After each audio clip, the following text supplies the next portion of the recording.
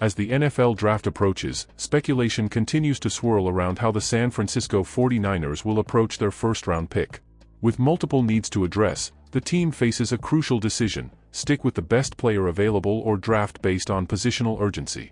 A recent mock draft has projected an interesting choice for the 49ers, but is it the right move? There are no right or wrongs in a mock draft, but a recent two-round projection from ESPN's Field Yates appears to contain an early reach for the San Francisco 49ers. Yates has the 49ers selecting Ole Miss defensive tackle Walter Nolen with the number 11 overall pick. That's not a bad pairing in a vacuum because Nolen fits a need for San Francisco. He's an athletic defensive tackle with big-time pass rushing chops who improved as a run defender across his 3 seasons in college. However, this illustrates the kind of pick San Francisco should avoid if they're simply drafting for need at the number 11 spot. The 49ers have too many holes to zero in on one position and select a player at that position no matter what. They just need good players. Penn State tight end Tyler Warren is still on the board when San Francisco picks in Yates's mock. So are Alabama linebacker Jihad Campbell. Both of those players are in the top 11 of Daniel Jeremiah's most recent top 50 for NFL.com.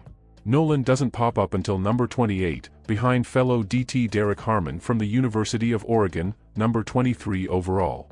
Nolen is a player to watch for the 49ers in a scenario where they find a partner they can trade back with.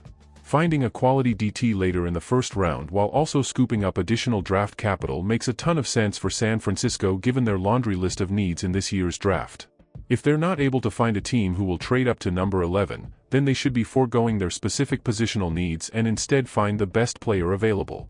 They have multiple positions that need starting caliber talent, so it's not out of the realm of possibilities that they find a contributor outside of the trenches in round 1.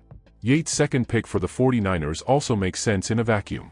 He has San Francisco selecting Minnesota's Ariante Taylor with the 43rd overall pick.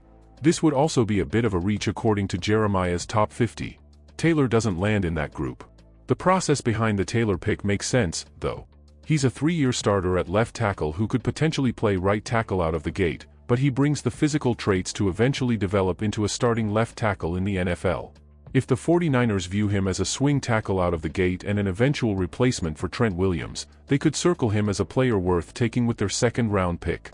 The 49ers find themselves in a delicate balancing act, filling immediate roster gaps while also securing long-term talent. While some mock draft projections present intriguing possibilities, the real question remains: will San Francisco prioritize value over need, or will they take a more aggressive approach to build for the future? The answer could have a lasting impact on the franchise's trajectory.